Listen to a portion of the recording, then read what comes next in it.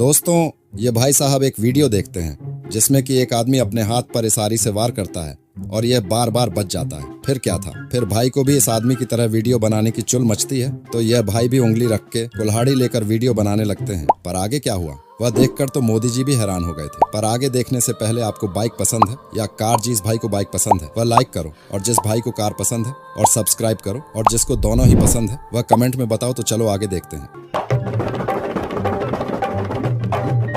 खत्म।